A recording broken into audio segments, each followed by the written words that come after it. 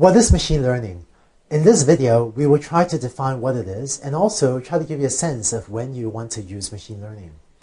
Even among machine learning practitioners, there isn't a well-accepted definition of what is and what isn't machine learning. But let me show you a couple of examples of the ways that people have tried to define it. Here's the definition of what is machine learning that is due to Arthur Samuel. He defined machine learning as the field of study that gives computers the ability to learn without being explicitly programmed. Samuel's claim to fame was that back in the 1950s, he wrote a checkers playing program. And the amazing thing about this checkers playing program was that Arthur Samuel himself wasn't a very good checkers player.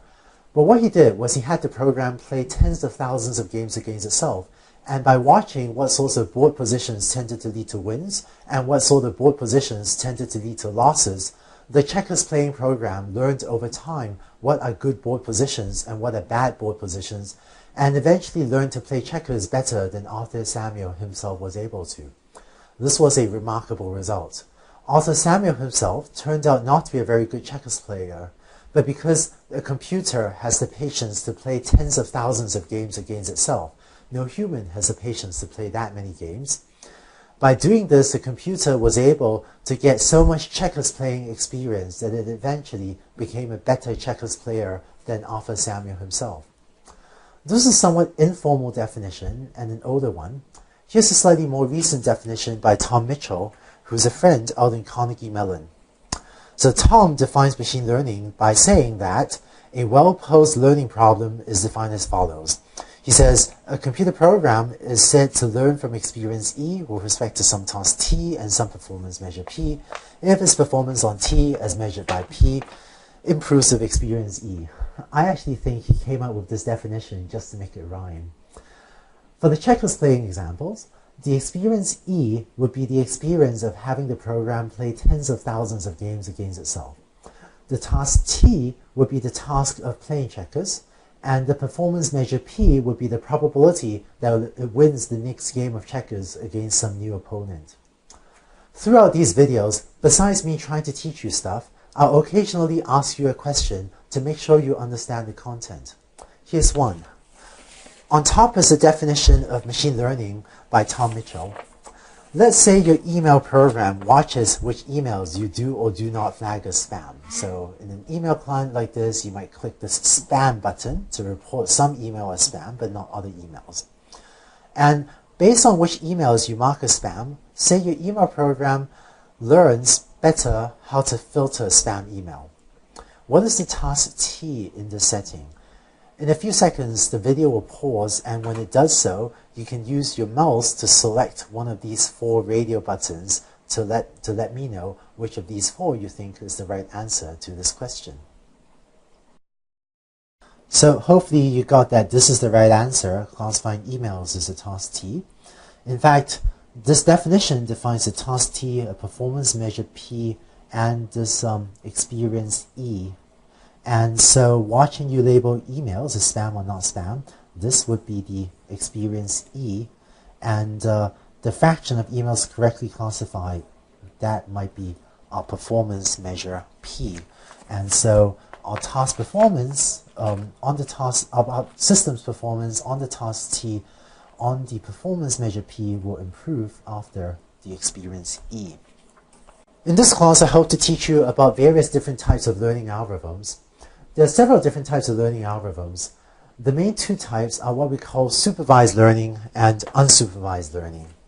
I'll define what these terms mean more in the next couple videos, but it turns out that in supervised learning, the idea is we're going to teach the computer how to do something, whereas in unsupervised learning, we're going to let it learn by itself. Don't worry if these two terms don't make sense yet. In the next two videos, I'm going to say exactly what these two types of learning are. You might also hear other buzz terms such as reinforcement learning and recommender systems. These are other types of machine learning algorithms that we'll talk about later, but the two most used types of learning algorithms are probably supervised learning and unsupervised learning, and I'll define them in the next two videos, and we'll spend most of this class talking about these two types of learning algorithms.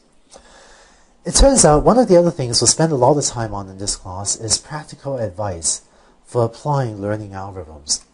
This is something that I feel pretty strongly about, and it's actually something that I don't know if any other university teaches.